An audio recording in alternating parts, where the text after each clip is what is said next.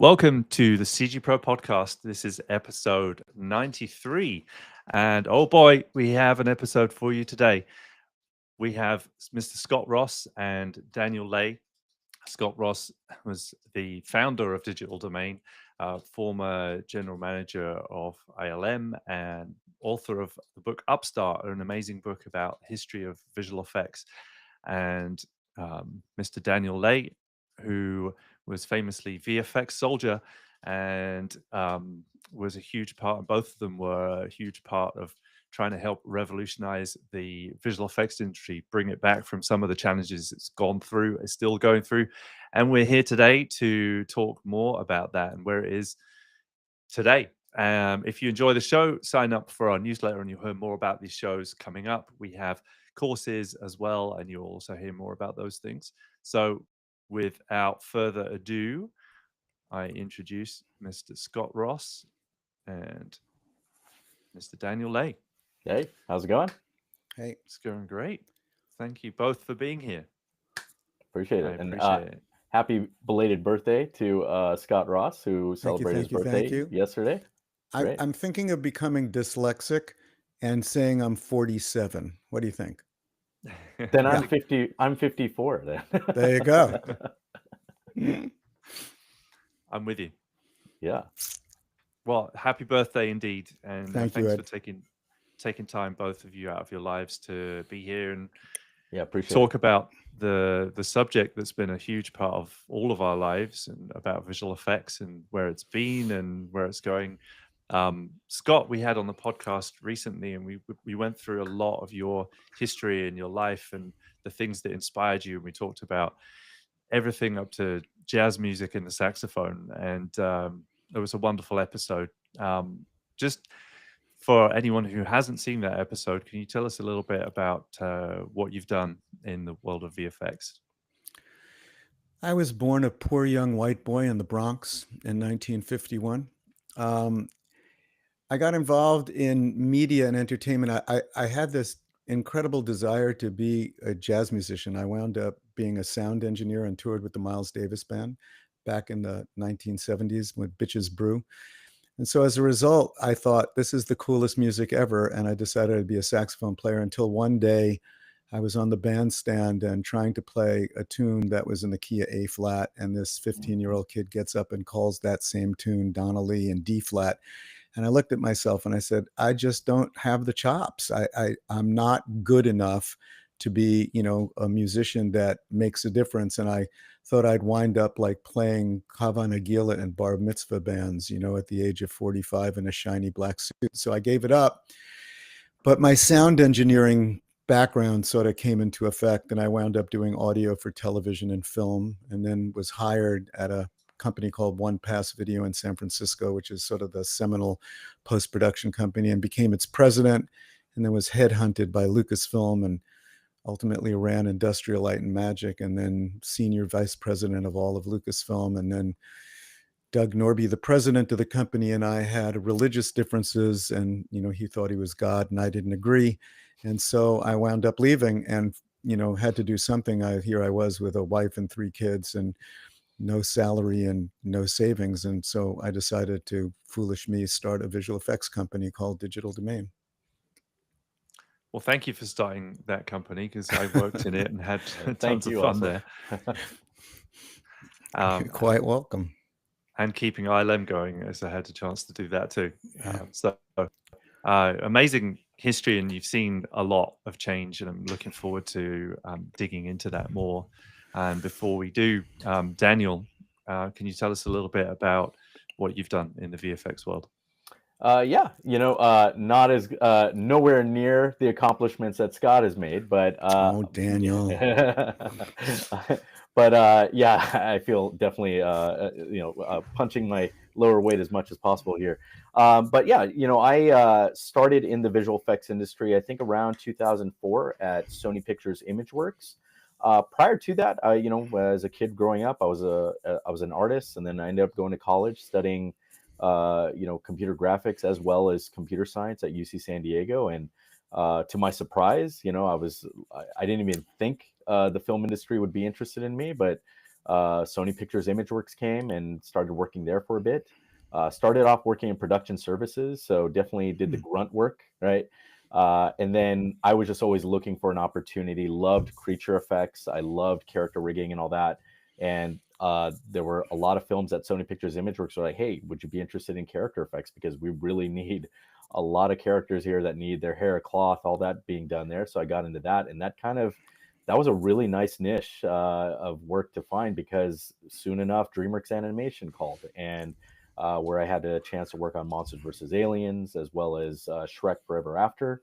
And then finally made it to Digital Domain, where I worked on Tron Legacy, worked on G.I. Joe, and a number of films there.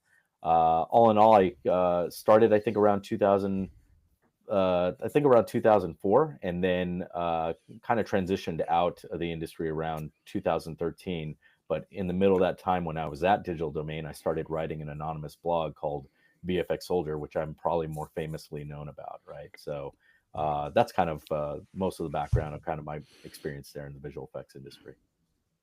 Amazing. Yeah, and probably more well known for that than Yeah. the hairdos of creatures that you did over the years. But he did Yeah. do really good hairdos. Yeah. Yeah. There was a few. Yeah. I don't want to take his hairdos away from him, you know. Yeah.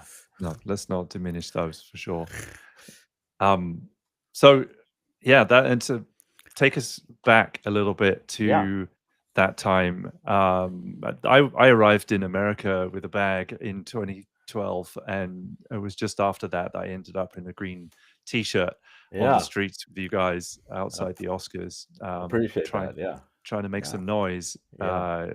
You know, and it was an important time, felt very important. Yeah. What take us up to that moment? What were some of the things that sure you both were doing to try and vocalize some of the challenges? What were some of the challenges anyway at that time? Well, I think what happened, I think when I was at Sony Pictures Imageworks, it was starting to become pretty interesting there to learn about how high the turnover was within the industry. And then there were issues of, for us as workers, right, about like, well, benefits. And then also you had sort of this emergence, right, of the global VFX industry, as well as the issue of, which we later find out, or through my research, I kind of brought up, was the issue of subsidies, right, of where the work was going. But I think where that catalyst started was, I think there was an individual by at the time, I think Avatar came out, and Lee Stranahan, who was a former VFX artist, came out with a Huffington Post article saying, "Hey, people talk about how great these VFX movies are and how much money they make, but the VFX artists are actually in a very difficult situation, right?" And so, And abused. yeah, and abused, right? And that caused kind of a ripple effect where I think, Scott, you were on Effects Guide, you were doing a lot of podcasts talking about the issues in the industry, and that was causing a lot of chatter in the industry. And then myself, I was just, I wasn't the VFX supervisor or CG supervisor. I was just a guy in the trenches and trying to understand this, trying to maybe, because I was concerned about a lot of the issues that we were facing. There was, overtime issues, people working really long hours. You had people who weren't getting health insurance. You had people being laid off, right, and then having to pack their bags, move somewhere else. I mean, you came here, right, from internationally. Ed, where were you Yeah, from originally, or where are you coming from? London, South London London, South originally. London. Yeah, Yeah. So, you came to the United States, right? So there was kind of like everybody's living out of a suitcase, and that was kind of what was emerging. And Digital gypsies. yeah, digital gypsies, right? So, or more appropriately, what I called the endless cycle of displacement. That was something that we were all facing, right? And I wanted to kind of have that conversation. That was kind of when social media was kind of taking off. And so I started a blog and just anonymously started talking about the business issues, about the labor practices. And thankfully, Scott was really engaging. At first, I think we'll talk more about this, how we started off as adversaries, and it later joined forces, right, to see if we can maybe do something to help the VFX industry, right? So that's kind of what if you go, about. I'm sort of the OG guy in the room here. Yeah. So we could take it back to the late 1980s, right? Mhm. And in the late 1980s, when I was the general manager and running Industrial Light and Magic, I couldn't believe the business model. It was hard. I walked into this visual effects facility in the world. It wins all the Academy Awards. It's the most famous. It has most of the market share. And the stuff that the men and women were doing at ILM really put seats in the and put seats in seats, so put their butts in seats, and drove box office. And so I couldn't quite get my head around why it was that we and everyone else in the industry were not making any money. So I had come from a video post-production company called One Pass in the 1970s and 80s, and we had a commercial production company, and our commercial production company was part of a group called the AICP, which is the Association of Independent Commercial Producers. And it was a powerful organization and did great things for commercial production people. And so I decided that we should have a similar kind of organization in visual effects. So I started a group called, and I sort of played off my 7th grade French, AVEC, which means with in French, and it stood for the Association of Visual Effects Creators. And I decided I would get all of the senior people from the major visual effects facilities around the United States at that time, mostly in LA and the Bay Area, together to discuss a possibility of changing the business model. But everybody was so paranoid and distrustful that they assumed that I was trying to rip them off or I was trying to steal their employees. And so it never really got off. And then years later, after I left Digital Domain, I decided what the industry needed was a trade association. So once again, I went to a world-class legal firm because everybody was concerned about the issues that were going down with Ed Catmull and Pixar and setting rates. And you might remember that court case. And none of the big visual effects companies wanted to, be seen as having a monopoly or price fixing. And it wasn't about that. It was changing the business model. So I was able to get 15 of the top visual effects companies in the world in that meeting. And I thought the meeting was really, really good. And I walked away thinking, in the Etta James version, at last, the time has come. And it turns out every single one of them got cold feet and every single one of them walked away. So once again, an effort 20 years after the first time I tried it, it fell apart again. And the intention was to change the business model so that visual effects companies could actually make money. And if my take was, if visual effects companies make money, then they're quite aware of who are the people that are making money for them, which is the visual effects workers. And so the whole paradigm would shift. And I always thought that you needed to start from that base, because if you don't have any money, you can't do anything, right? And so I was hopeful that that would happen, but it didn't. And then the Academy Awards were going to take place, and I literally had a dream. I beg your pardon, Martin Luther King, but I literally had a dream that we were picketing outside of the Academy Awards. Through this time, I also had become closer with Daniel and Visual Effects Soldier and a couple of other people, Jeff Huser, may he rest in peace, and Dave Rand, and Mariana, what was her name? Mariana, right. And so a group of us sort of shared a sensibility that we could change this. And so Pi Day happened, and the demonstrations happened, and we saw Rhythm and Hughes go out of business, and we saw Bill Westerhoff getting pulled off the air to Jaws. And at that point, there was so much anger and as well as hope that we could actually change something. So we had a headwind. And, through Daniel's Visual Effects Soldier blog, we were able to rally troops, and we thought, okay, this is the time. It's finally going to happen after my effort in the late 80s. Here we were 20 some odd years later. And it turns out that that visual effects workers like to whine, but they don't like to do anything. So when Daniel wound up pulling in a law firm to be able to do countervailing tariffs, to be able to help stop the madness, we needed to raise funds to be able to pay for this law firm. And no one came to the table with any money. So all of these visual effects workers around the world were really upset, but they weren't willing to actually put money where their wine was, as it was. And so ultimately it fell apart. Once again, take 3. strikeout, you Yeah. know? Yeah. Daniel, tell us about the anonymity of your blog, because it was I was very aware of VFX Soldier, but no idea it was you. Yeah. And it being anonymous is an interesting factor, I think. Yeah, and I think it was intentional. I wasn't really afraid about what I was saying, but I think the intention for me was that, look, I'm just a person in the trenches, right? And I wanted to, and sometimes people would say I was kind of like Batman, right? Where you kind of wanted to Yeah, become more of a symbol, right? And I there think was it's, mystery and yeah, more there was a fear. mystery, Yeah. right? And Yeah. people were trying to find out who I was, right? And people were, sometimes on the blog you'd see comments threatening that, and all those threats and all that fear just ended up making people more emboldened to say, hey, look, I'm VFX Soldier too, right? And I think Right.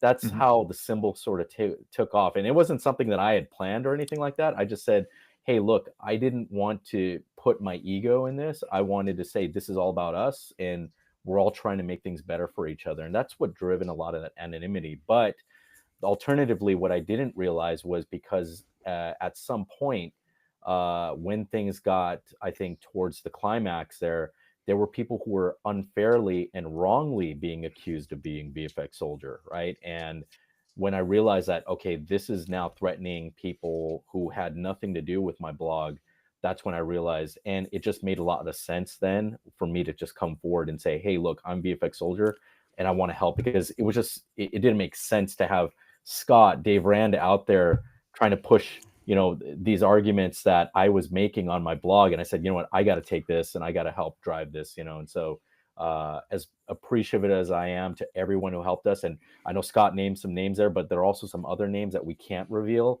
who are really big. Huge shout out, huge thank you to all of them, who helped us with this. But yeah, it just takes an effort for everybody, and then it just makes it easier across the board. So that's kind of why I came forward there. What was it like going from being anonymous to not being anonymous? It was shockingly great, because so many people came through that I thought wouldn't like VFX Soldier came through and thanked me. I mean, there were, VFX executives who I thought would probably want to fire me, came through and said, I can't thank you enough for what you're doing.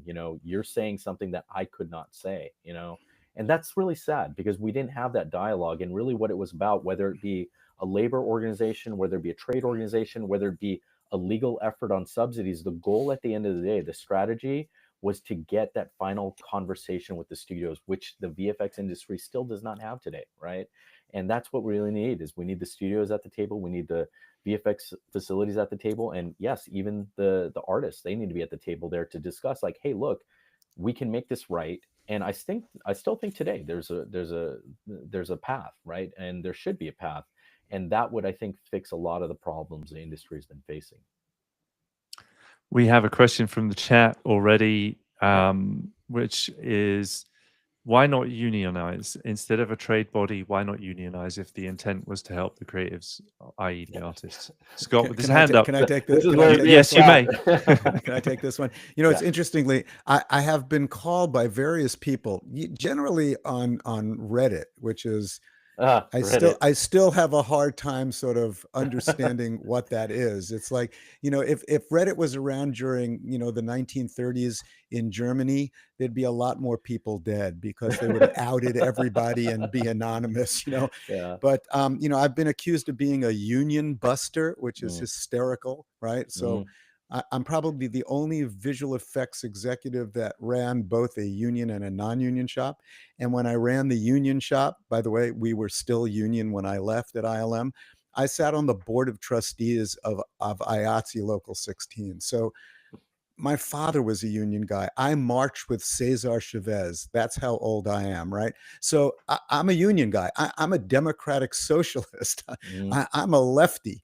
And so it pisses me off when people say that, Scott Ross is a union buster. The reality is, if you look at it, the industry is an international industry. And given the fact that it's an international industry, and it's no longer like, well, if you want A+ work, you have to go to Digital Domain or Sony or ILM, you can get A+ work all over the globe.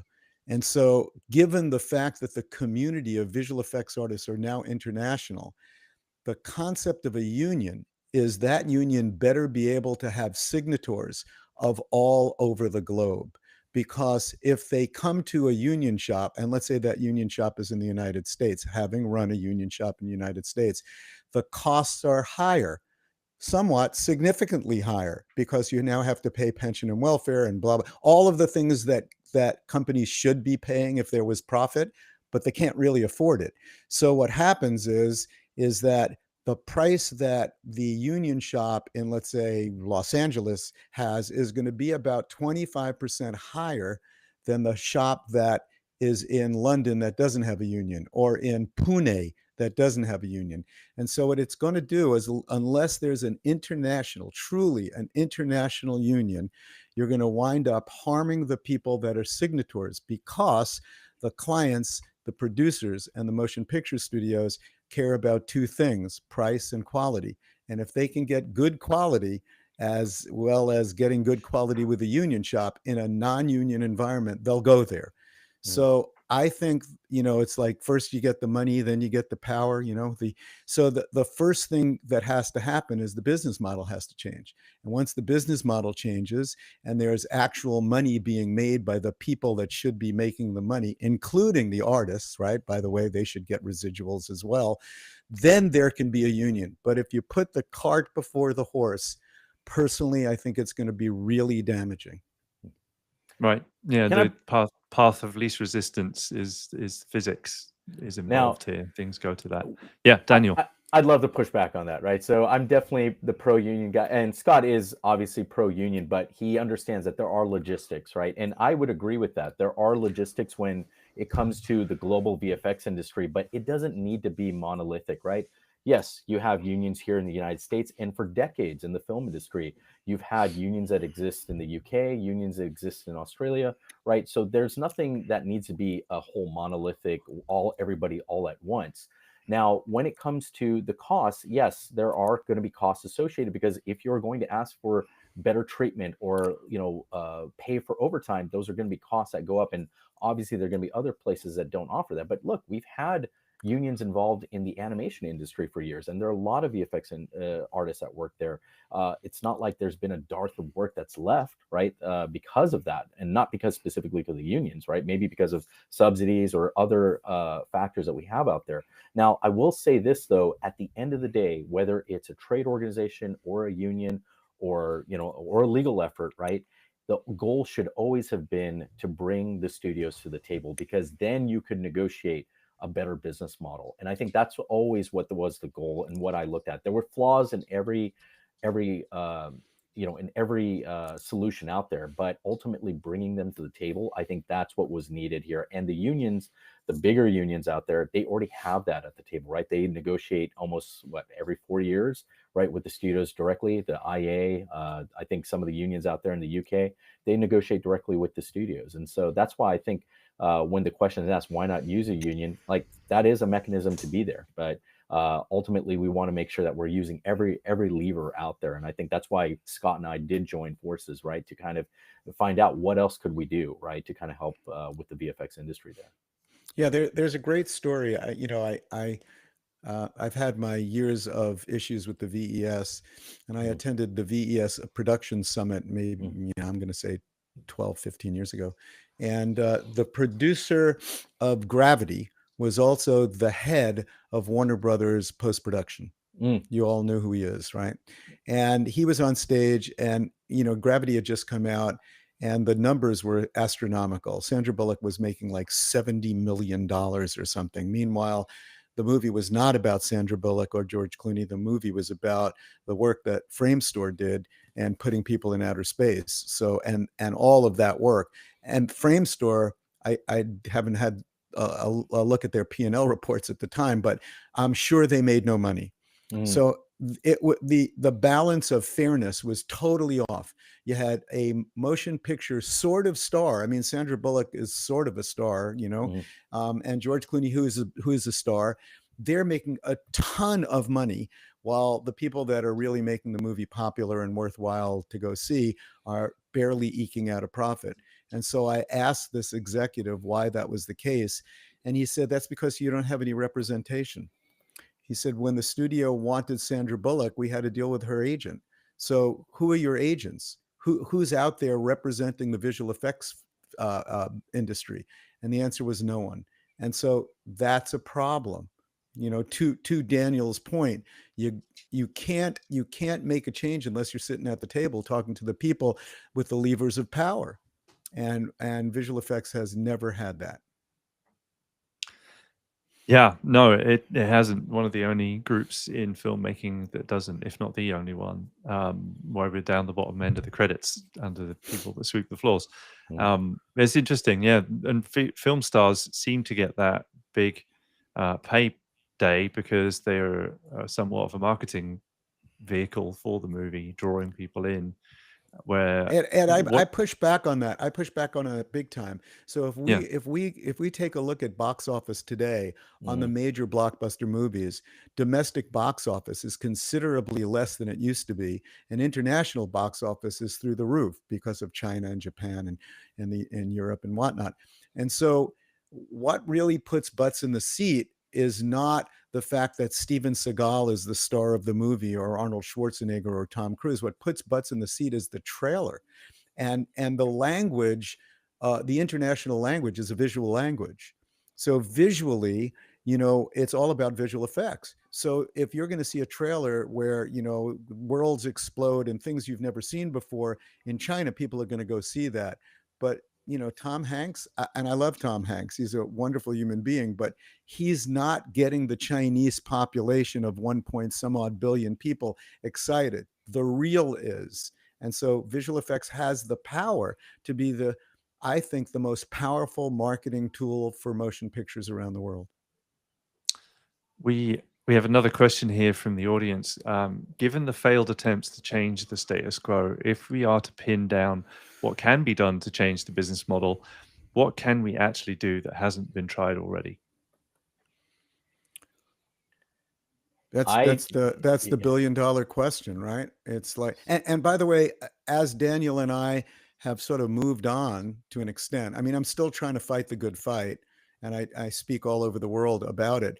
But if we look at the landscape now of visual effects facilities, first of all, when I started, there were 7 visual effects facilities in the entire world. Now there are over 1,500. But the big players, many of them are owned by studios. So ILM's owned by Disney, right? And you can go down the line. There are a few of the big players that are not. But to be able to change the business model, you have to have the leverage to be able to go to the studios and say, oh, so you want to make a movie like Avatar with 2,500 shots in it?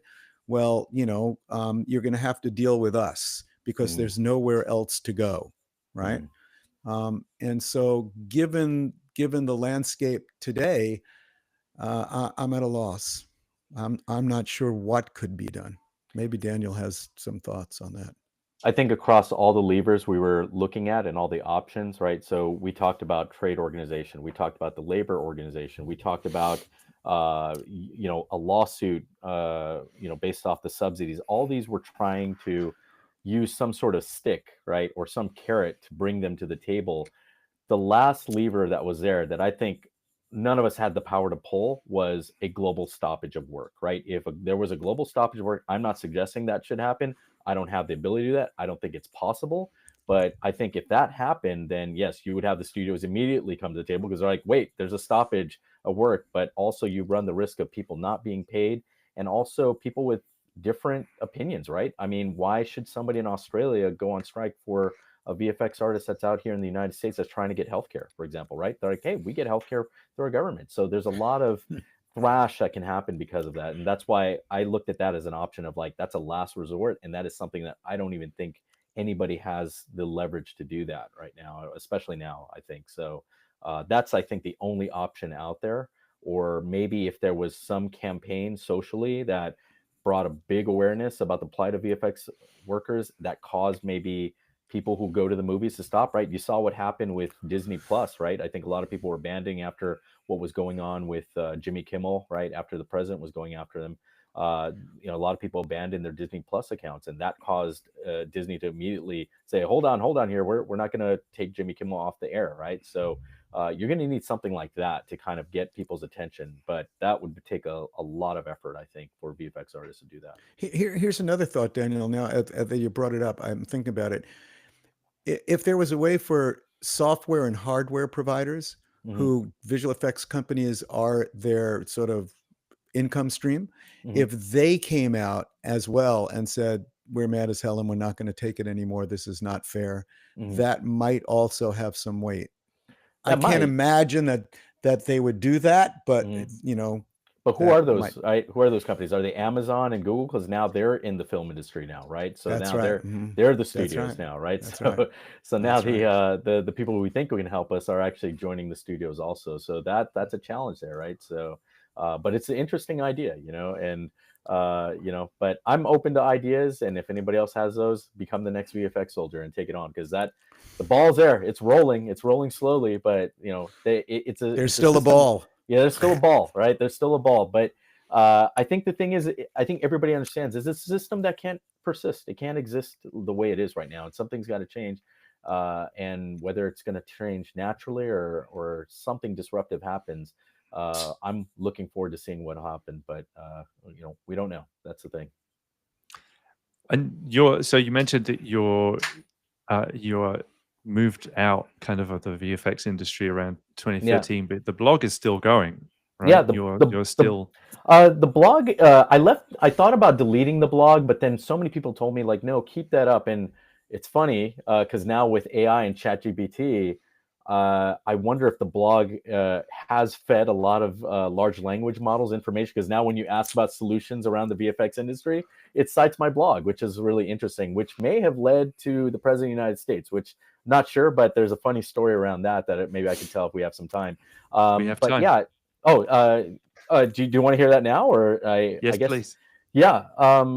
So I did recently put up a blog post, and as soon as Donald Trump got elected, which I'm not a supporter, and I know Scott is definitely not a supporter of, right? I disagree with 99.99% of Donald Trump's policies. But one thing that up to his election that he was saying that he was going to do, that he did do, was implementing tariffs. And that was something I was a big advocate for. And our group, when we joined, you know, when me and Scott joined forces, we wanted to try to put a tariff against the movie studios to try to take away their subsidies, right? Because a lot of films depend on international as well as domestic subsidies for funding. So we felt if we take or threaten to take that away, that would bring them to the table. And there was a Sony hack, if you know, the emails that got out from production executives, and they do even mention our effort. They were very concerned, and they admitted that the VFX guys got us on this, as one of the quotes from the executives between the MPAA. So what we were trying to do was to implement those tariffs. And as soon as Donald Trump got elected, there was some chatter going up across VFX artists, like, do you think he'll do this for the movie industry? And at the time, President Trump came out and said he's got this task force, right, with Sylvester Stallone, Jon Voight, and Mel Gibson to save the film industry. And immediately I thought it was laughable. I'm like, they're not going to do anything. But I get a message from a friend who said he was out in Hollywood and he met with Jon Voight. I was shocked. I said, wow, you met Jon Voight? And he said, yeah. And you know what I did? I had a conversation with him about the VFX industry, and he had no idea what was going on, and he was very interested. And he told him about my blog. And I thought, okay, yeah, maybe he mentioned his blog, but he goes, Daniel, you got to understand something. He actually went back to his car to grab a notebook and come back, wrote down my blog's name and underlined it. And I thought, thank God I never deleted that blog, right? Because he probably did read it. And he probably did use ChatGPT or something, because later on he goes to Mar-a-Lago and they give him a write-up, which I think Deadline later shared, that actually showed some of the wording that they were using almost came from my blog. There were multiple people that told this sounds like something that comes from your blog. So I wonder if they were using a large language model that was referencing my blog. But that ultimately led to President Trump announcing, I think back in May, that he wanted to implement a tariff on the right now the international film industry, but you know, we'll see where it goes. And I've been privy to a group that's been interested in doing that. So there's something going on for sure, and it'll be interesting to see where that goes. And I know it's very controversial. It's very concerning. I see on Reddit a lot of the international VFX artists are really concerned. I hope my address isn't out there, because I wonder if somebody's going to try to put a hit on me, because there's a lot of anger around that. So it's a controversial move, and it's not something I was necessarily for. I think strategically, I think I can now reveal that me and Scott, our idea was not to implement a tariff, but try to bring the studios to the table and then say, sure, go ahead and keep your subsidies if you'd like, but maybe put a cap on them, and then get some bargaining going on there. But that was a whole idea, and that's kind of what happened out of that. Yeah, fascinating. Yeah. I mean, and encouraging hopefully while people think that they can't have a voice, you as you said, were an artist on the line. Yeah. A regular visual effects artist who decided to stand up and say something, and you got your voice got out there. So yeah, it's really remarkable, and I really want to remark on that for a moment here, because those Sony hack emails, I might be the only VFX artist that was ever mentioned by the Motion Picture Association of America, just with my writing. That really is remarkable. Imagine if every VFX artist stood up and just had a voice like that. We're mad as hell, and we're not going to take it anymore. Things would be a lot different, right? And I really do want to encourage that next generation of VFX artists, like, hey, we gotta do something, because keeping quiet is not working. Nobody writes a history book. Open up any random page in history. Nobody writes a page about somebody who did nothing, right? You got to do something, right? So I think that's really important there. Yes, we've got to take risks in life, right? Otherwise, you don't get anywhere. Yeah. I think a lot of people felt that risk and stayed quiet for that reason, hearing of blacklisting and various reasons that might cause them to not be hired back at places. I know that's been a note, particularly when I was in London, but here too. We have a whole load of questions coming in. Wow. Nice. So somebody says, what about change orders? I went to war with the VES over that issue in the early 2000s. How can VFX be called a business when you can change the blueprints for the house at any point with no financial consequences? That's a good point. I mean, I've talked about that analogy for years and years. The old building a house contractor, and then all of a sudden they say, we would like to add another bedroom, and we want marble in the bathroom, and what about that gold toilet? And getting back to that trade association thing, the MPAA is a trade association. Yes. And at least when I was in the business, I know that the heads of production and heads of post-production would get together regularly. I think it was maybe once a month, and they would have lunch of every major studio, which at the time was about 6 or 7. And they'd get together and they'd have lunch. And one of the things that would always come up was the issue of visual effects, because as the movies became more visual effects intensive, it became the largest line item budget in the making of a film. And so they were very, very, very concerned about anything happening around that. So, I understand why they're upset and why they want to do something about it, but they also would talk about change orders. So if you had only 6 or 7 clients, when I was running ILM, we had 5 or 6 clients, and that client would say, now paint it black as opposed to paint it red, and we'd come back with a change order, the client would always say, you got to help me out on this one this time. I've even had that conversation with Kathleen, Kennedy and Steven Spielberg, where it's like, hey guys, could you really help me out on Always? It's, we really need some. This is Steven frickin' Spielberg, and they're asking us, who are already losing money, to help him make more money. So the change order concept became something that was almost like a cry for war. When you brought a change order forward, the studios and the producers would come back and beat you up, and then they'd go to their post-production get together once a month and say, can you believe that Industrial Light and Magic or Digital Domain is asking for these change orders? This is just bullshit. And that's one of the reasons why ILM became, when I was running it, I was tough on it, where ILM was known for it loves money. I think the issue with the change orders is it has to start with the artist first, right? Look, we wear this as a badge of honor. As much as we hate those change orders, when we're leaving at, working a 12-hour day, multiple iterations, right? We wear that as a badge of honor, right? And so this is an industry of passion, and the business people on the studio side, they know that. And if they know that they can take advantage of you and say, hey, look, we can squeeze out more iterations out of a VFX facility. And that's part of the reason that Scott, I was hoping for that trade organization to go through, because that's where it could be negotiated. Hey, look, there's a cost plus model here. If you have multiple iterations, this is how the construction industry works. I have a contractor that comes into my house. We worked on a bid, and then I wanted to change something. Sorry, you're going to have to change your order, and you're going to have to charge. We're going to have to charge more for that. That's how the rest of the world works, and unfortunately, That's how production works. Yeah, that's so. That's where a cost plus model could have been implemented, right? And that's a simple change that would have alleviated a lot of problems and actually keep a lot of VFX facilities that went out of business to stay in business, right? So, and by the way, the technology is there to allow for total transparency. So if you were John Landau working at Lightstorm, and or the person who was head of post-production or visual effects, John Kilkenny at 20th Century Fox, they could get daily reports. Total transparency about what's happening, what it's costing, and then they could make the choices. And in fact, it might actually wind up saving them money. Yeah.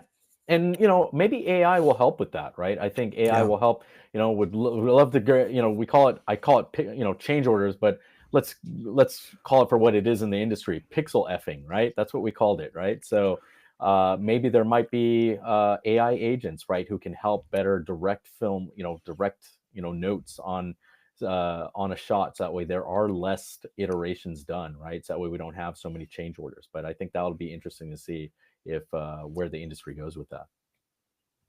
Well, since you called out the other big buzzword on the title Here we go. the podcast, let's let that cat out of the bag. So what AI, you mentioned AI in a kind of a positive light there, talking about it helping things. There's lots of concern, excitement, fear, etc. around AI. Me and Scott talked about this quite a bit on the last podcast as well, but I'd love to explore this idea a little bit with AI coming in, and through the strikes that happened only a few years ago, and the amount of change that has happened in production since then, and AI kind of appearing in that space. It's a very wild space right now, and everybody's kind of pointing towards one thing or another to being the fault of why we're in a situation where production is lower, but then AI is emerging into that space. What do you think that AI has to offer us? Is that for Scott there, or either of you? Scott, you want to go first? What positive things could AI do? Because you brought it up in that light, so I think it's really interesting. So AI is a paradox. On one hand, it's an amazing tool that can do amazing things, and on the other hand, it's frightening and can screw up a lot of lives and possibly cause wars and terrible stuff. I've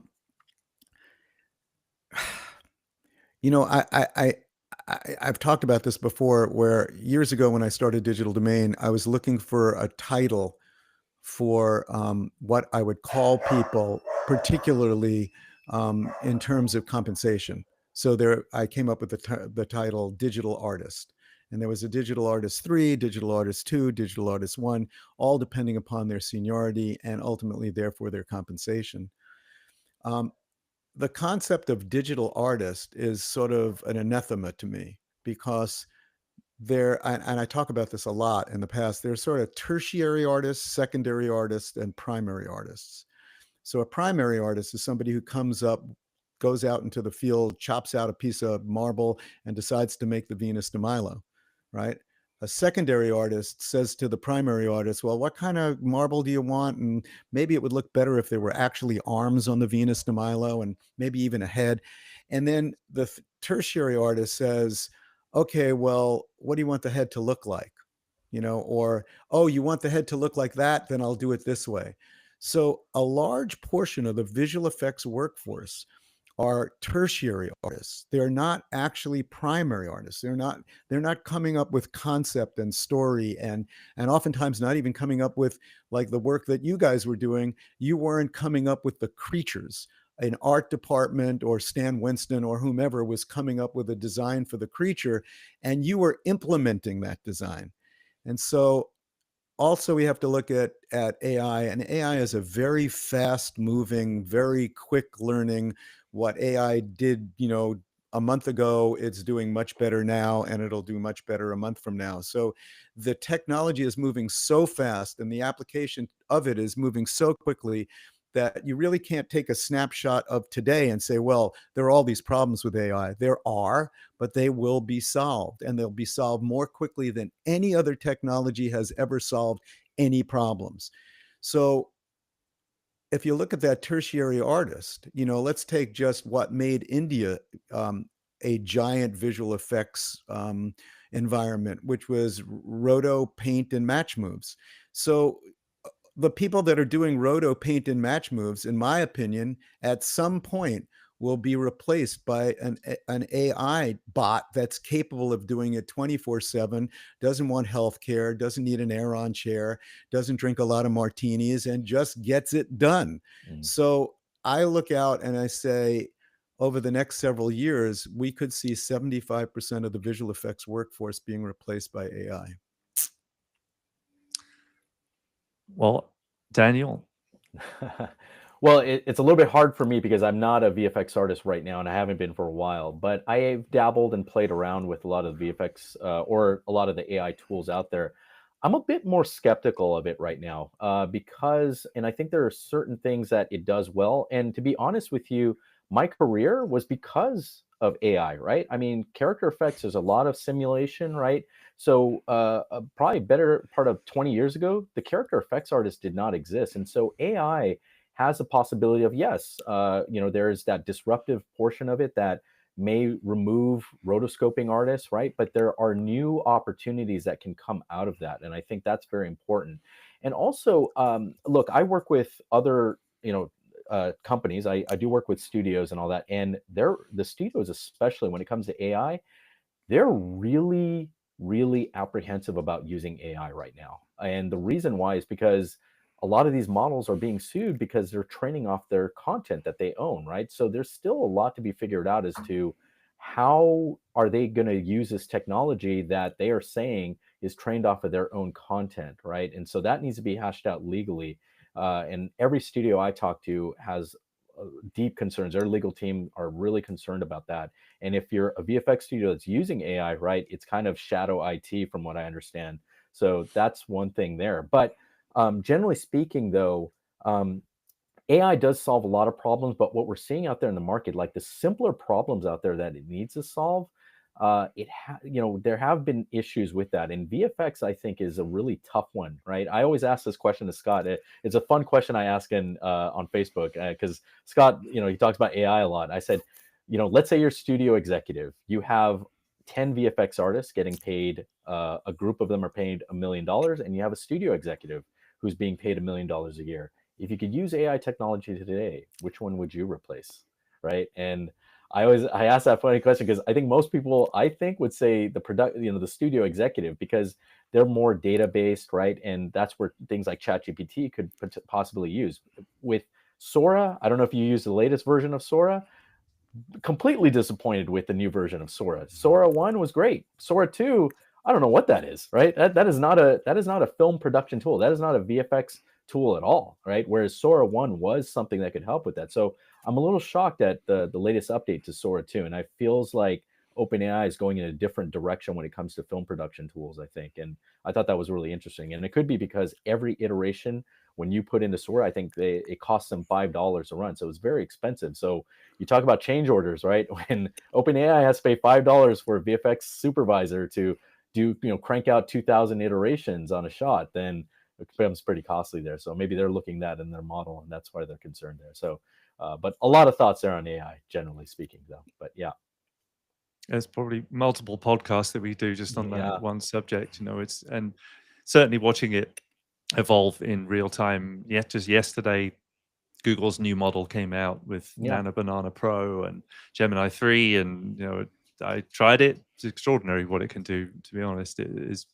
I think that it's going to keep getting better, and I think what it's doing today is pretty unbelievable, and Yeah. we'll see. We will Yeah. see where it goes. How We have a how as a yeah. VFX artist, so just quickly to ask you, Mm. how have you? I mean, have you been using some of the AI technology? I mean, look, me and Scott are both out of the game here, but I'd like to see maybe as far as what you've done, have you been able to use some of the tools out there? And if so, which one are you using, and how's that been?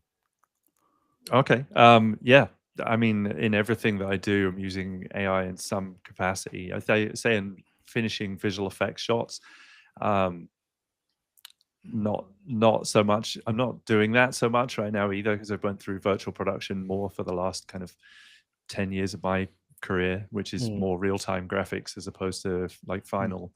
mm, Um, but certainly using it in lots of development, lots of it's advanced to the point now where I think you can use it more for finished bits of shots, and I'm seeing it coming out in real productions too, and seeing mm. more and more studios taking it on, and still debating it in the background. Yeah, The control part is the hard part, because when yeah. you're, when I was at ILM, I got notes on the helicopter The that was pixel, like that one pixel. a 20th the size of the screen, Uh, behind broken glass, fire, and pteranodons, mm, motion blur, and just couldn't see it. And the pilot, my note was, the pilot's shoulder needs more wrinkles. Can you put more wrinkles on it? I'm like, sure. yeah. Um, That's is what you it need a necessary? CFX No. artist right there.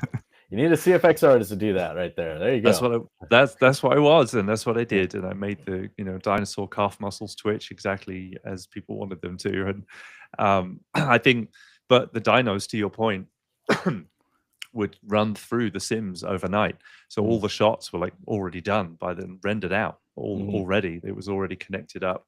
You just look at them and go see the calf muscle exploding or whatever, and you're like, okay, someone has to go do that Yeah. by hand. But Yeah. they were trying. We've been trying to automate this stuff for a really long time, and Mm, using AI in places for de-aging and deep fakes for quite a long time. yeah. And this moment is new because the compute power is unbelievable, and the generative side of things has got very sophisticated very quickly. And Mm, I don't know. I think it's all the problems. I'm with Scott. I think all the problems it has today are going to be Gone. resolved. mhm. There's a concept called pessimism aversion, and Ah. pessimism aversion is that that you because you're in the mix, Mm, and you look at the world, and somebody comes to you and says, by the way, your world is going to end in yeah. about 6 months. They can't. It's like la la la la la la la, and I'm the horse and buggy guy. yeah. And the interesting thing too is that a lot of the software developers that are sort of trying to get their heads around what AI is going to be in our world, they're they're sort of singing the tune that, well, now finally you have an opportunity as a creative person to make the movie that you always wanted to make. And that's true. That will be more true as time moves on, because we've seen some of the stuff that comes out, and the production value is through the roof. I mean, it's just unbelievable, the stuff that could be done.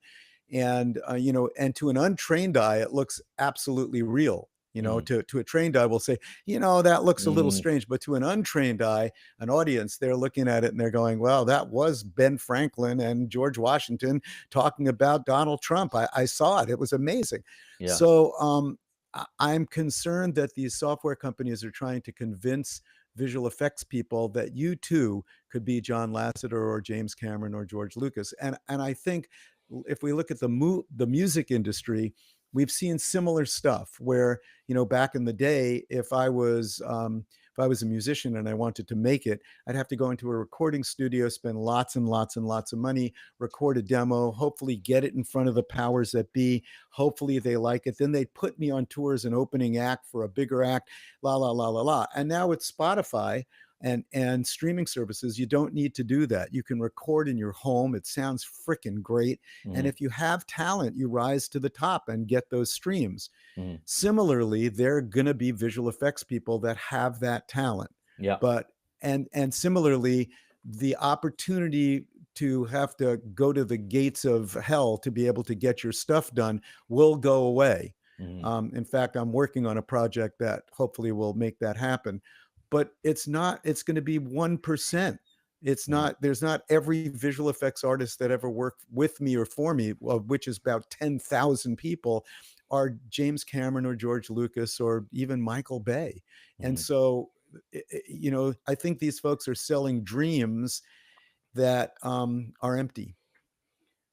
One thing I want to add there, I think it's going to be interesting, is that last year Lionsgate came out with an announcement that they're working with Runway ML, and everybody freaked out, right? They were going to do visual effects with that. And a year later, it turned out that not sure what the reports were, but I think there was it wasn't as, it didn't go as planned. And part of the reason why was because even with all the content Lionsgate has produced, Runway ML did not have enough training data to be successful. I'm seeing situations where actual VFX artists are going to work to create training data, right? So, because part of the reason, part of the problem with a lot of these models out LLMs, there, the LLMs, they, even with all the film studios, if they're able to get access to that content, which will be very costly for them, right? And the studios are going to ask for a pretty penny for that licensing. They're going to have to create their own content. So imagine if VFX artists just every day you get brought in and you're like, I'm just here to create explosions every day for this LLM model to get trained off of that. That, I think, is where some VFX artists might be going. I already see some VFX artists doing that already. If we take it back to the 1980s when I was running ILM, I came up with the concept that, an explosion, why don't we just film on VistaVision like 500 explosions. We already have 1,000 explosions. And so when a director says, I want an explosion, you say, well, what kind of explosion? He or she explains it. You say, oh, here are 20 choices, make a choice. Well, we never had the right explosion. It's like, well, it's almost there, but it's not really what I want. And that's another thing, Ed, you mentioned the control there. Like, I've been using a lot of the tools out there, and the minute you get a great image, right, and then you're like, can I just change the camera angle or something? Nope. And that's where it becomes a problem, right?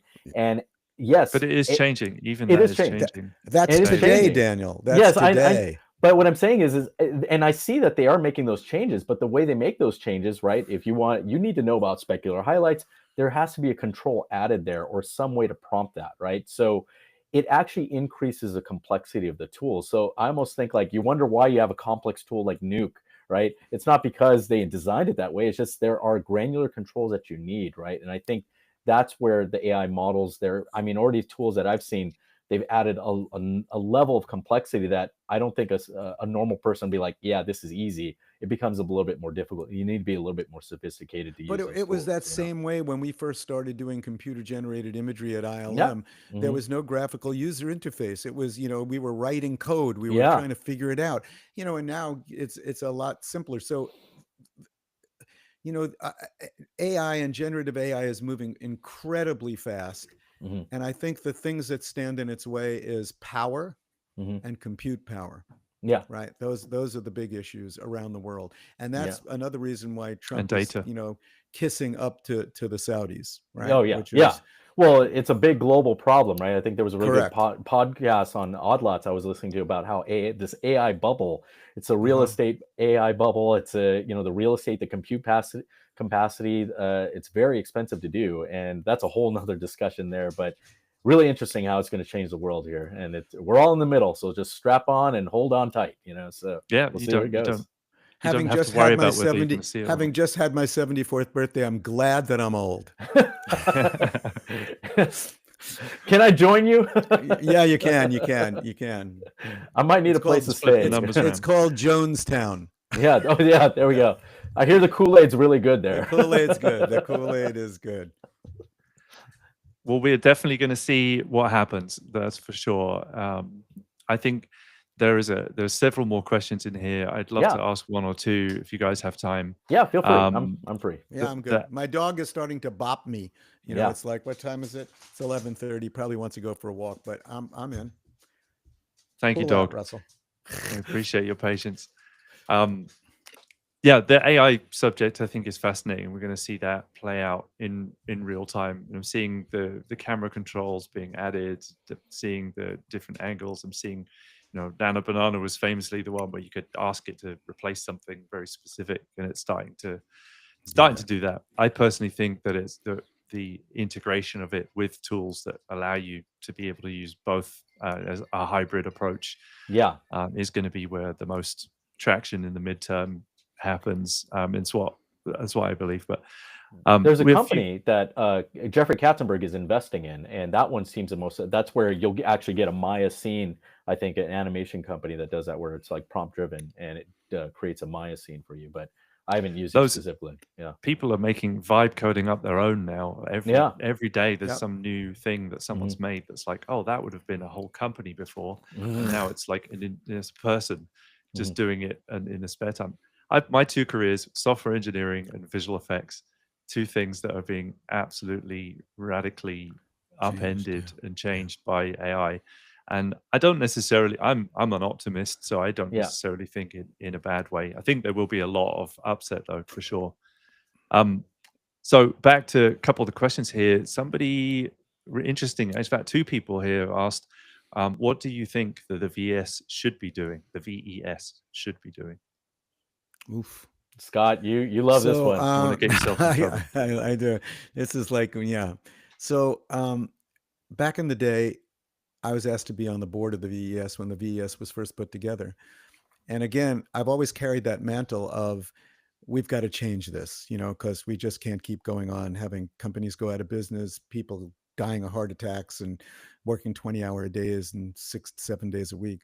And so I was excited about what the VES could be, but it became very, very clear very, very quickly that the VES did not want to do that. And the excuse that they gave, it was against our charter. That's like saying we can't do it because we've always done it the other way. That's bullshit. You can change the damn charter. But they didn't have the gumption to be able to sort of go up against the studios and be the change that the visual effects industry needed.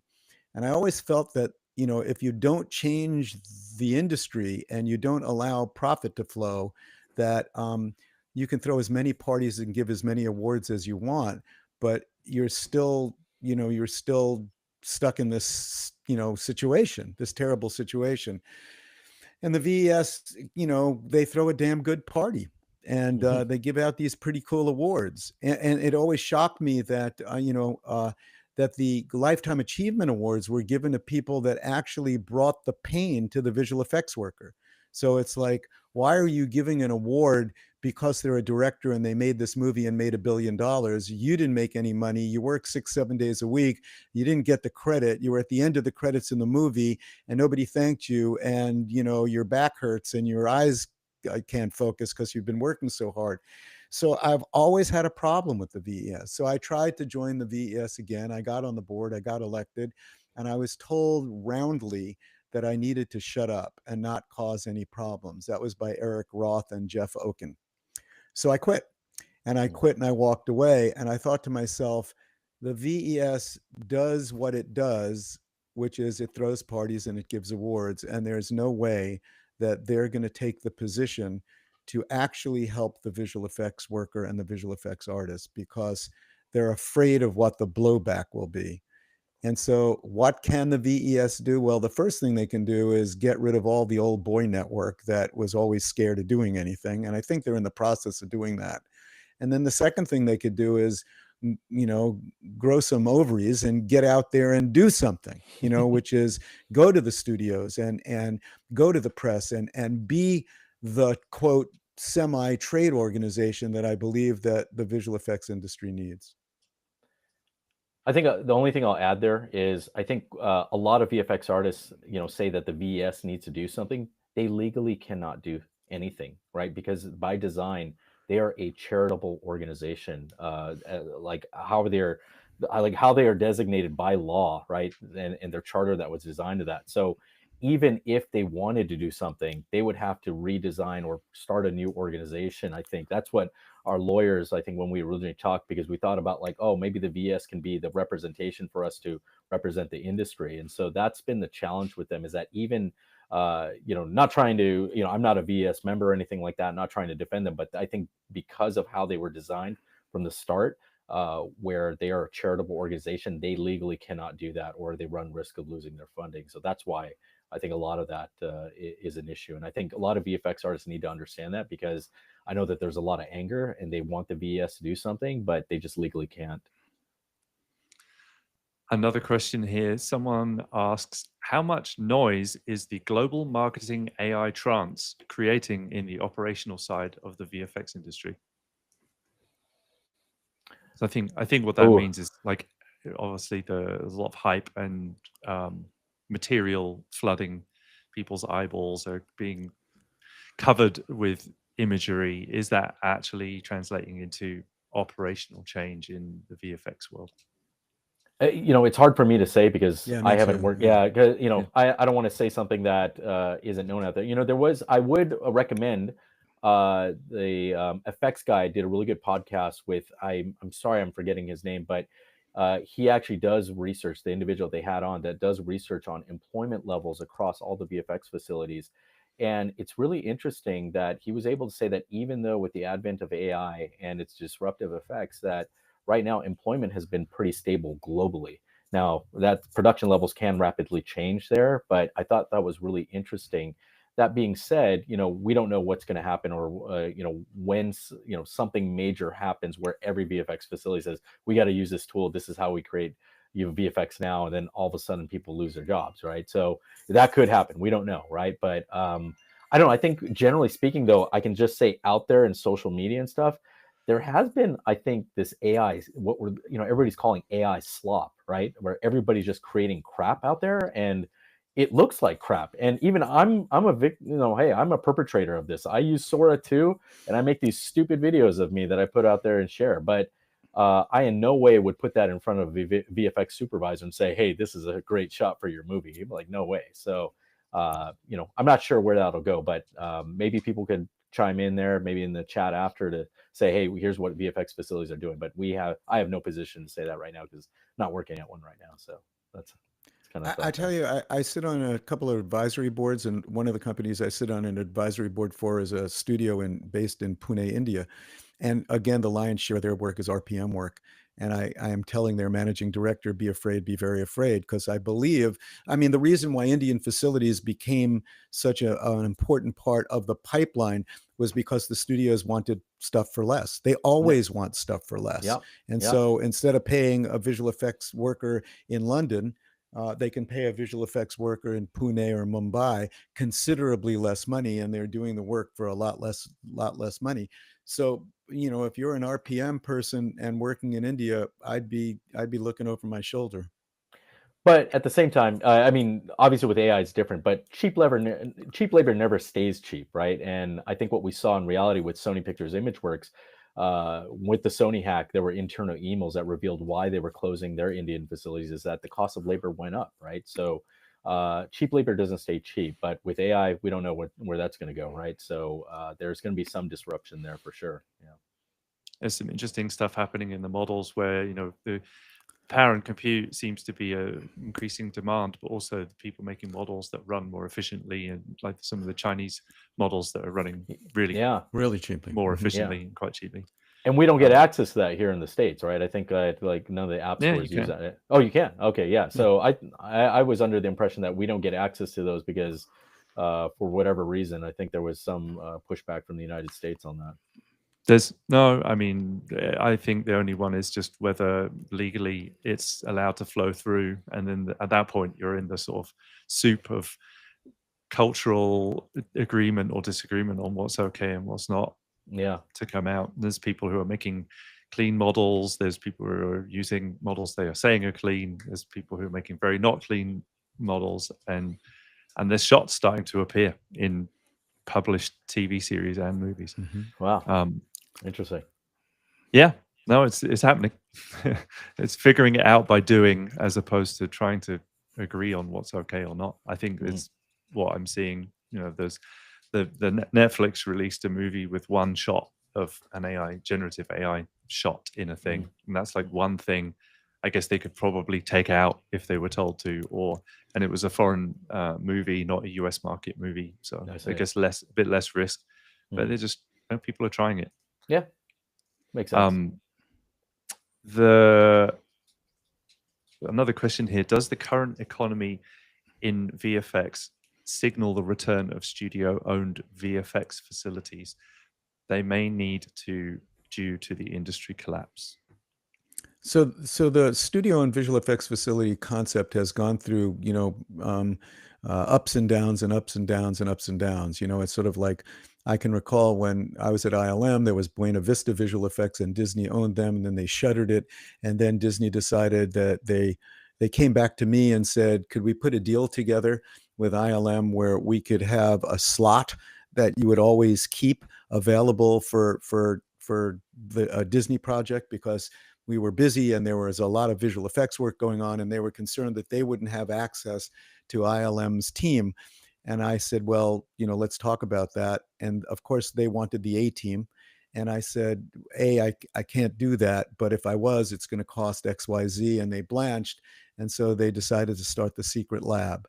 And they wound up, running the secret lab for a period of time, only to find out that you can't make any money in visual effects, particularly from the model of the way the studio works at the visual effects company. And if you have an in-house visual effects company, you have even a greater advantage to take advantage of them than you do if they were an outside visual effects company. So, the secret lab shuts down.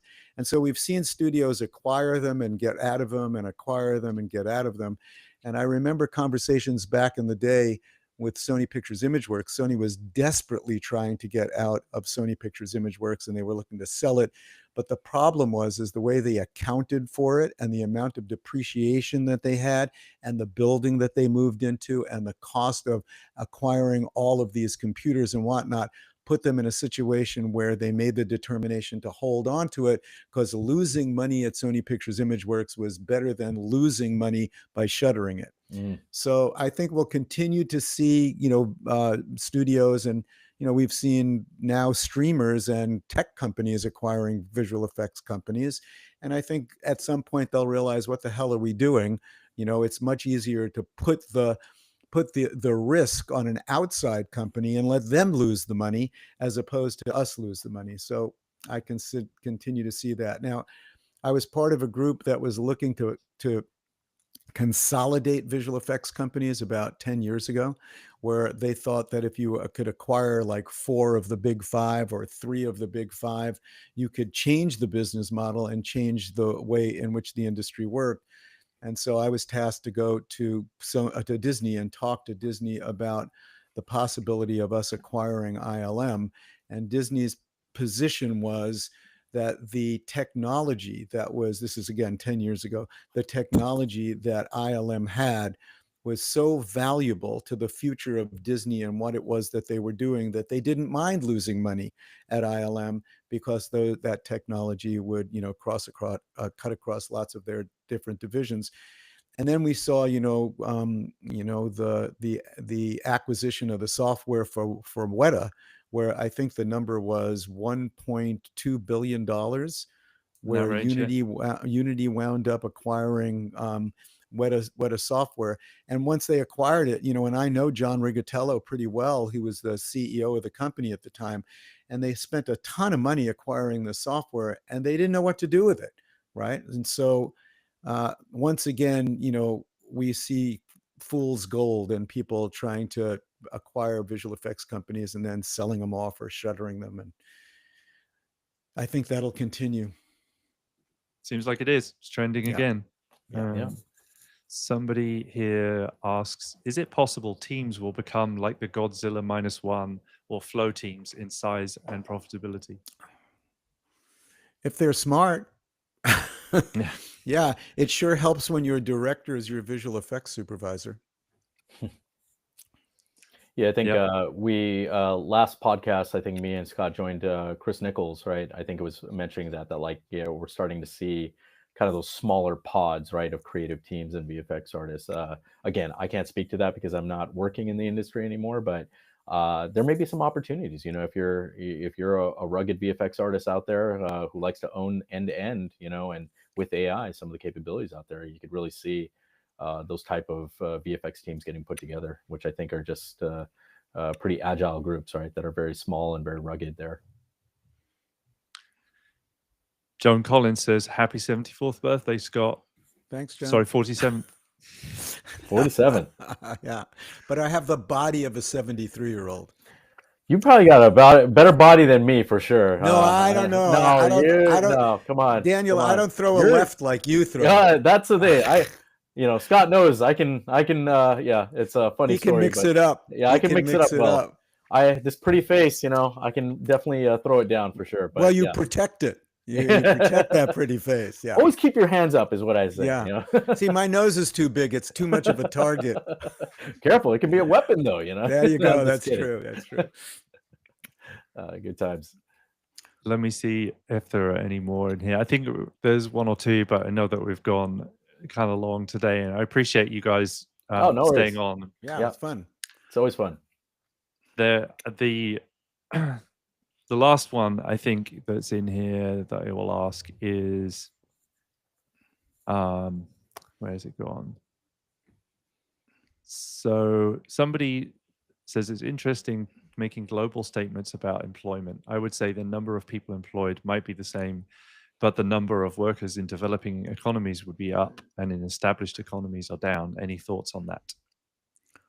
Say that again. That was a little over my head there. So I think what they're saying is maybe the total number of people employed is the same, but it's shifted more towards developing countries versus not developing. Yes, absolutely. Well, without a doubt. And the reason it's shifted towards it's hard to call India a developing country, but the reason why it's done that is because, at the end of the day, producers want it cheap, they want it fast, and they want it cheap. Choose all three. They want all of that. And that was what drove the migration to subsidies, and that was what drove the migration to India. And in fact, subsidies it's an interesting thing, and Daniel and I have too much information and have really banged our heads against it, but it's really corporate socialism. Yeah. So what you're doing is you're taking multi-billion-dollar multinational countries, and you're supporting them with taxpayer dollars. It's socialism for corporations. Meanwhile, forgetting, the actual people that make it happen. Is the fact that effectively the cost risen in India, and you just mentioning that it's not really a developing country anymore, which is a huge economy, huge population, as the fact it's developed more now meant that the cost has risen? My experience is, I sit on the advisory council of a company called Digicor. They're located in Pune, and we get on a weekly conversation. And when I listen to, the managing director, it sounds like things are still really inexpensive. And in fact, because there's such limited amount of work right now, everybody's doing the circle to the bottom. Everybody's undercutting each other.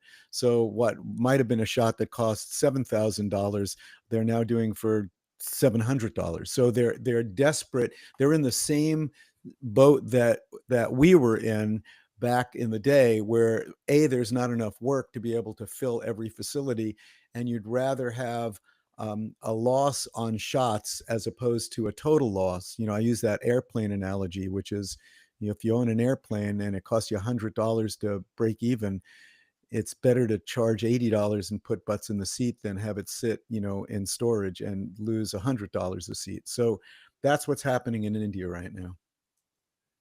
Right. Interesting. So yeah, well, we will see where all of it goes. I guess from my perspective, it seems like, just from my own vision in LinkedIn as one signal from me, that people seem to be hiring more at the moment. I don't know if you guys are seeing any of that signal, but even in the US, in places where it can cost more. Yeah. Well, there was a dearth of work for a while, right? Post strike, there was really a dearth of work, and it's starting to come back. So yes, the good news is that it's starting to come back. The bad news is it's starting to come back. You got to do the work now. That's are you looking for work? Hey, maybe I'll go back to the VFX industry. VFX Soldier comes back. Yeah. Who wants to hire VFX Soldier? The return of visual effects Soldier.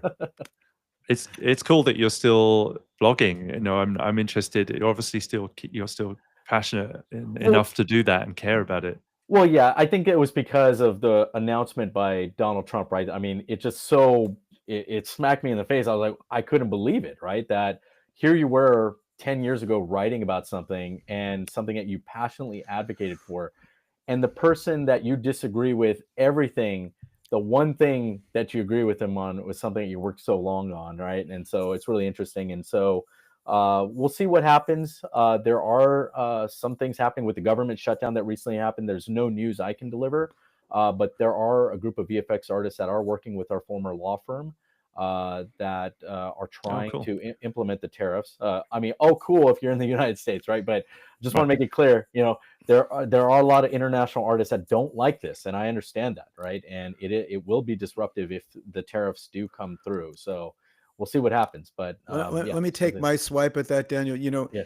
This guy in the White House has got some serious problems. Oh, of course, yeah, yes, some yes, serious yes, problems. yes. And as much as I'd like to think that visual effects and the motion picture industry was important to him, It's not. he's building a ballroom. He's dealing with No. marble and gold toilets, and about those Epstein files. Yeah. So but this might cover up the Epstein files enough for him, right? Well, so he's definitely the cover up for the Epstein files is now he's going to hang and shoot and execute senators and Congress people. That's his newest one. Yeah.